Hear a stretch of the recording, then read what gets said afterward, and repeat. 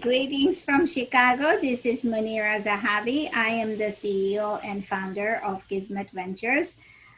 Hi, Sorens. How are you? I'm fine, thank you. And you? I am good. Thank you so much for dialing in from all the way from Mauritius. I am doing these shows because I am on the prowl these days to find people who are adding value to others. Sadly, before we had the coaches and the speakers, we had the children and the young ones that were being brought up by a community. We don't have that anymore, and the gaps are now being filled by coaches and mentors and speakers that add a lot of value to a lot of people. So Sorens is one of the speakers, and he's a coach, and all the way from Mauritius. Thank you again. Bonjour, as they say in your language. Yeah, bonjour. So tell me a little bit about yourself. Well, I'm Sorens Rughooputh, and as you just introduced, I'm from Mauritius and born in Mauritius. And my origin is from India, but very maybe 5 to 6 generations before. And Mauritius is a tiny island in the Indian Ocean, 2,040 kilometers exactly in terms of size. 1.2 in terms of people living in Mauritius. The economy is more based on the tourism, financial, and some agriculture. My background is from the insurance sector, mostly financial and life insurance. For more than 28 years, I have been working in the financial sector and selling life insurance and in the operations, underwriting, claims, everything. This is me, and since 2 years back, I have been trained. I have enrolled for a training with Jack Canfield. This is where I was looking for my life purpose, which I managed to get it from all these coaching I received from the Canfield group. And yeah, this is me. That's awesome. So tell me, why did you change from insurance to coaching? I mean, what isn't most people in that field don't think they need another purpose, right? They're pretty well set. Yes and no, because insurance was when I first chose insurance to work 20 years back, it was to look to have a living, and then you earn something and to move forward. But with time, you see that you want to be happy, and then you do think that you're happy. And going to the insurance side, I was in an insurance company, life insurance, where you sell something which is intangible, and you need to make people see and believe in a product that is intangible, that they can't see. So when I was working that, I had to train people, and at some stage I had more than 750 people working with me as salesperson. So I had to train them in a certain way to see big, and to make client also see big, and in future why they need insurance and so forth. So from that, I was already making people see their dreams through a product.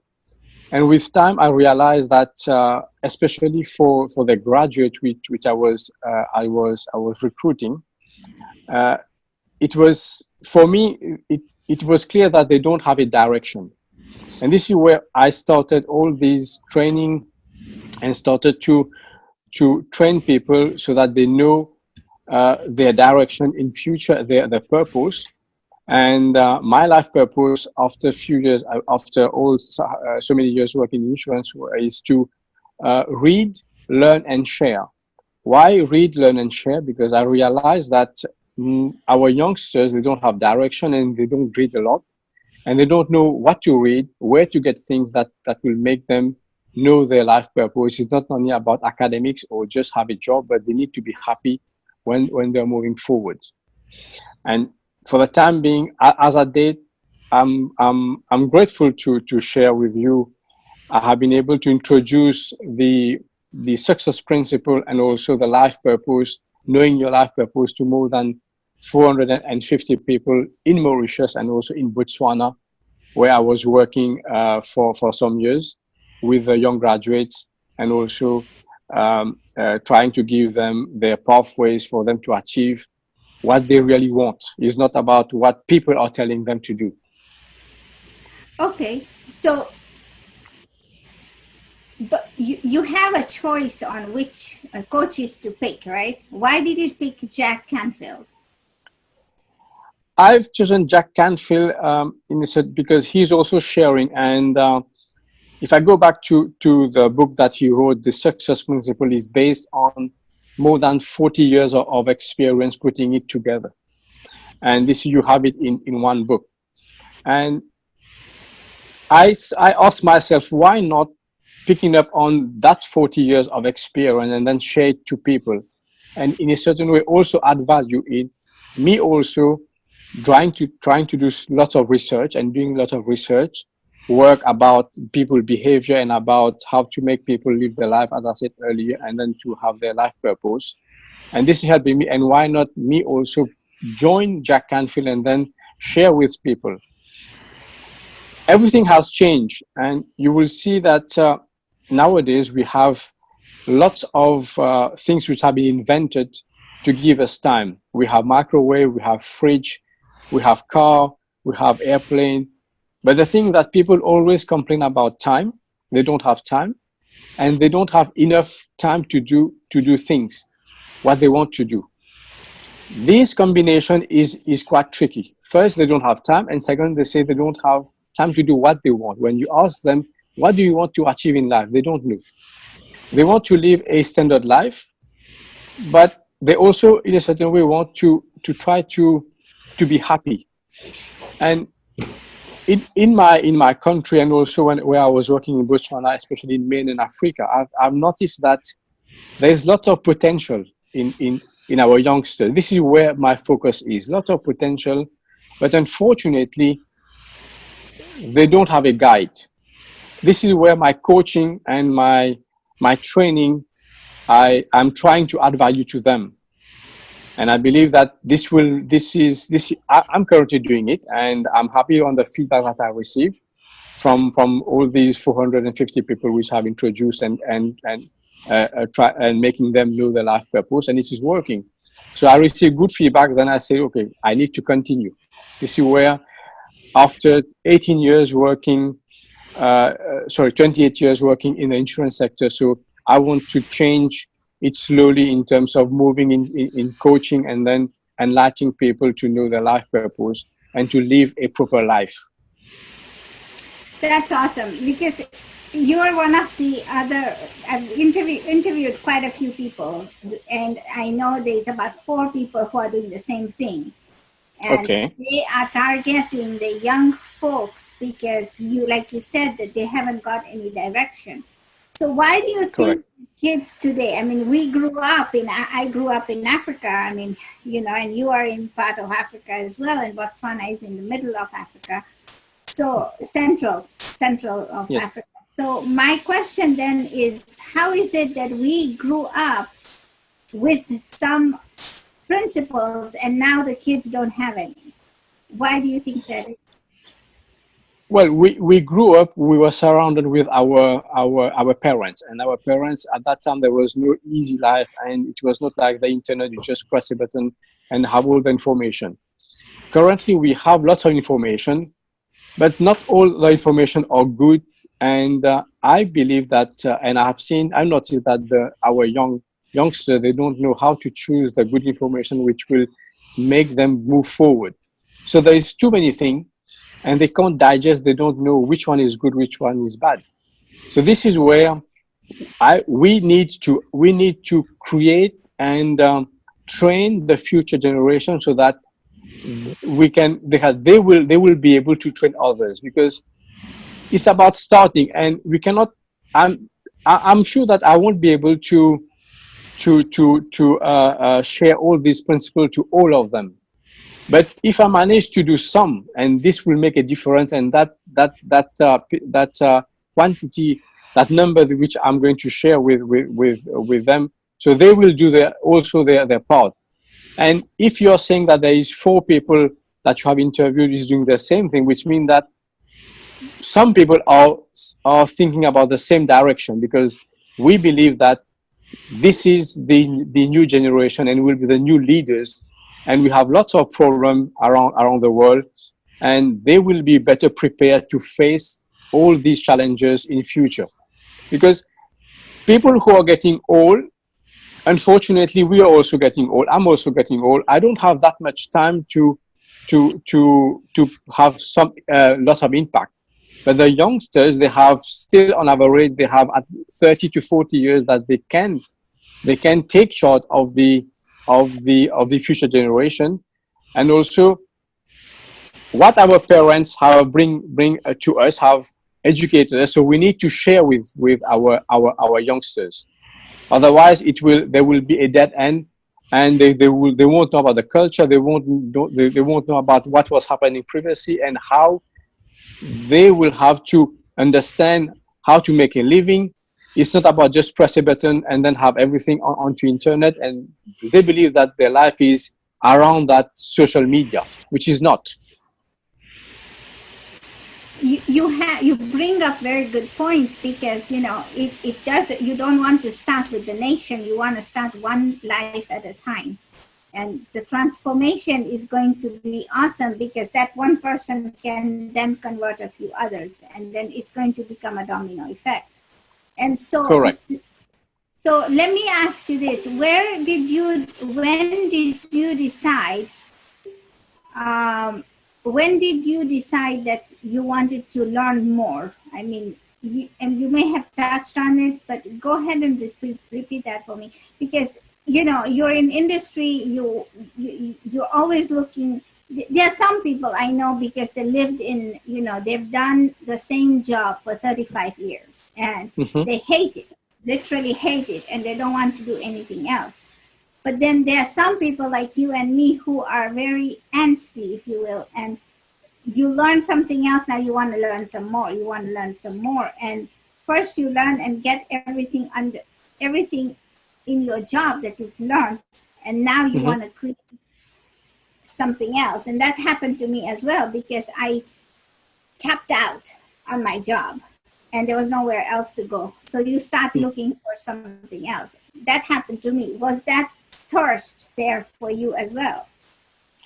Yes, there was an event which happened 3 years back. The company which I was working, so there was a problem in the company, and then the company was crashed. So there was a crash within the group, and at a certain stage, I have seen myself that close to not having a job.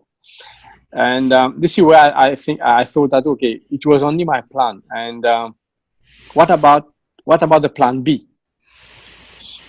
And how can I make people think that, okay, don't just only rely onto one thing, and you need to have a plan B for you, and also to work out in future. And how do you come out from a problem? And after that, I started to do some research and reading lots of books. And in the last 3 years, I have been reading more than 150 books about behavior, about challenges, and how to improve yourself, and how people think, how people behave, and different character, different dimension of thinking. So all these research which I've did for last 3 years have showed me that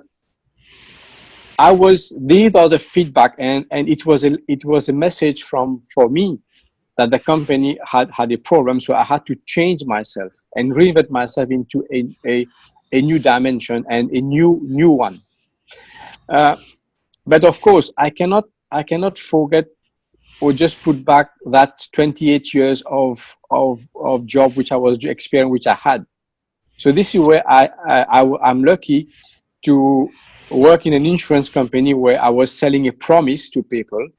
And as I said earlier, I was in a sector where I had to, and we had to train people to sell something intangible, but show them, make it tangible for them to buy. So I use the same platform, the same experience, and work it out in my way in terms of how to coach people. how to make people see in 5 years time what they will become and what they want to become. So this is very important to show them, and something which is not visible, try to make it tangible. It is a thought. It is in the future. It's like a film, like a fiction film. You just see the film, but it is going to happen in 20 years time, but you're seeing it now. So already creating that picture now, so that they are prepared to and ready to face the changes. And everything starts with them. You cannot wait for somebody else to do something. This is where the first principle in the book of Jack Canfield says, take 100% responsibility of your life, which means you stop complaining, you stop blaming, and you start to find excuses. So if everyone understands the first principle, I don't think it will be difficult for them to take any challenges in the future. So you bring up a very good point, right? It starts with you. And so I love the fact that you alluded to, that you were almost out of a job when you started thinking of plan B. And that's what we all do. We all wait for the plan B to finish. So why can't we figure out a plan B while we are in the job, right? And 99.9% people, we always start thinking about plan B after we've been laid off. So I like the fact that you were proactive and you were thinking about it when you heard maybe the movement in your company that you may not have a job, and you started thinking about plan B. So for those people that are listening, when your advice to them would be start reading now, take up a book, because I know other coaches that have been on my program, it says start reading right now.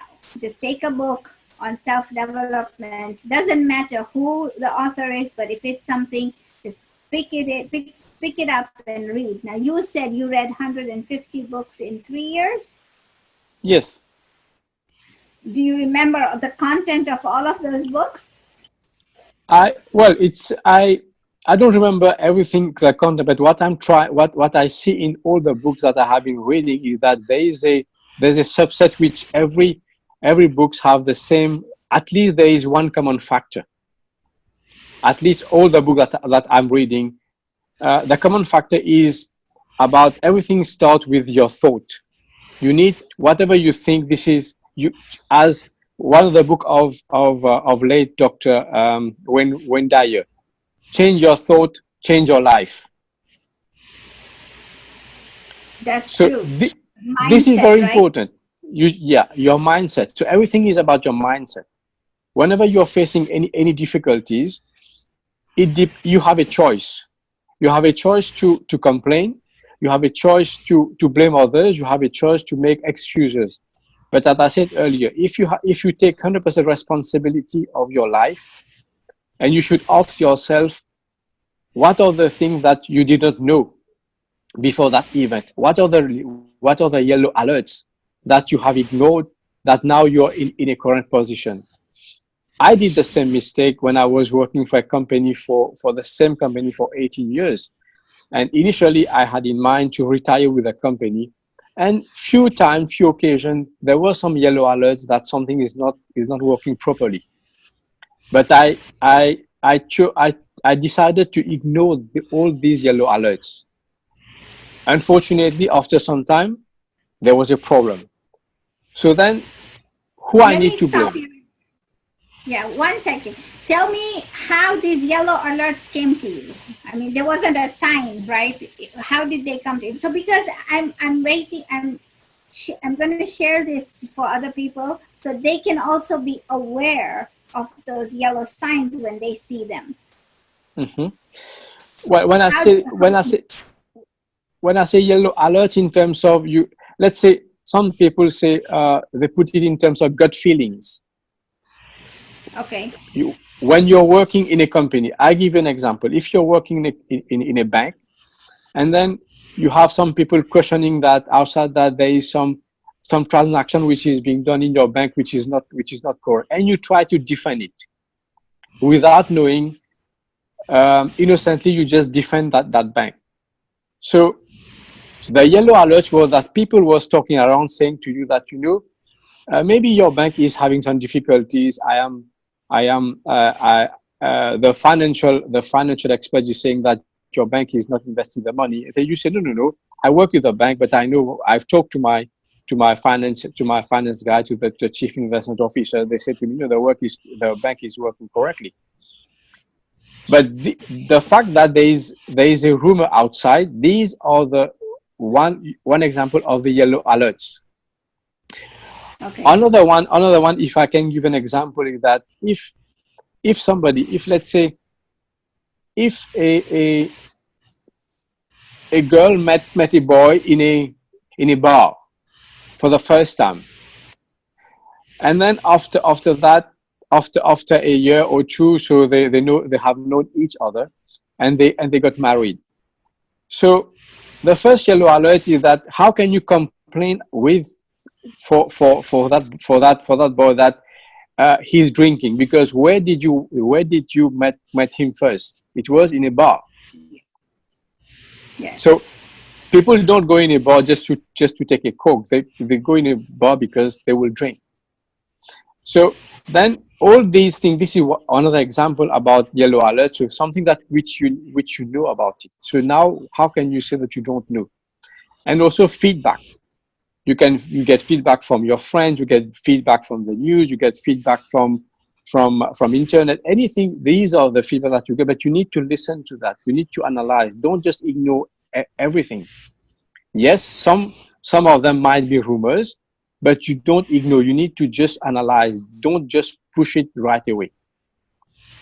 Analyze it, check it with different people, and then test it first before saying that it's not true. So for me, these are the yellow alerts that you can get before that people many times ignore that.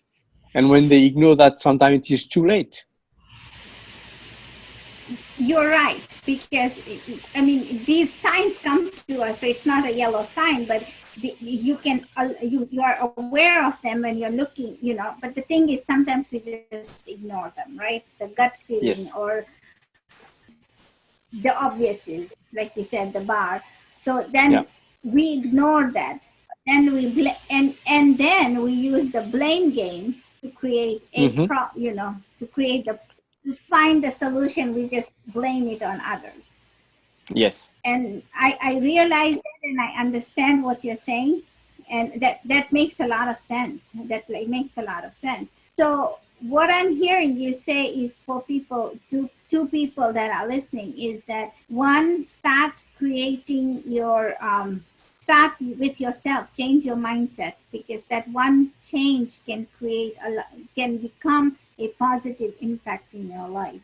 And then have a plan Correct. B. Don't wait till you are laid off or not have, not up the creek, if you will, but have a plan B to figure out what the next thing is. And then what you said was start reading. Just read a motivational book, read something that makes sense to people, that allows them to grow and to become the best possible person they can be. And then share that knowledge with people so you can impact the positiveness, right? So exactly. How do you go find 450 people? Where did you find these? Are these people in your company, or have you gone to schools and started talking to them? After the training from the US with Jack Canfield, and I had to Jack Canfield in Mauritius is not popular. People don't know Jack Canfield much, and so I had to introduce Jack Canfield to many people, and of course the success principle. And I was thinking about, okay, where do I start? So one of the principles is you start with the people that you know. And again, I was lucky to work in an insurance company where I have lots of salespeople working with the company. So there was more than 500 people working for the sales force. And then I started to organize all these workshops complementary workshops and introducing them one by one. So I started with one, and then when they talk with each other, so I receive requests from them. Okay, can you do this for me also? Because I noticed people are talking about it and it looks interesting. So can you please do it? So this is where I started. And again, starting from Mauritius, then I had few friends in Botswana where I was working with a young graduate. So they have seen my videos. They have seen my coach on my Facebook account, the Achievers Trail. So one of them contacted me, said to me, well, if you're traveling to Botswana, we would like you to run a workshop for them. Say, fine, no problem. So this is where I went to Botswana, because I had a training in Johannesburg. So it was close, 1 hour flight. So I just went there, I traveled there. So I had a training with them also. So this is where I started. And now I'm working with few other African countries. When I was discussing with them and talking, you know, when you start to do training and when you change yourself, everything that you talk in the same language. So everything, all the vocabulary you use, you will say to people, take 100% responsibility. You need to ask. You need to take. You need to move forward. You need to take action. So the way you pass on the message, which means that you are already, you have your DNA is already changing into sharing. And this is how I started with 40 people, and after less than a year, it was 450 people. I appreciate you sharing that, really, because it helps, right? It starts with one. It starts with Yes. your close people, and they have to support you. And once they see the value, they can take to two different people, and then it grows. Like we talked about the domino effect. Well, thank you so much, Soren. I really appreciate it. I really appreciate that you had took the time from your busy schedule. I know it's night over there and it's late. I don't want to keep you any longer, but I appreciate you, and I'm very humbled that you came to my show. And hopefully the people that are watching this can subscribe the channel, and they can enjoy the messages that our coaches are bringing to you, because it starts with you. It starts with you. And so Correct. Let's be the change that you want to become, right? Correct. Thank you. Thank you. It was my pleasure, and to give me that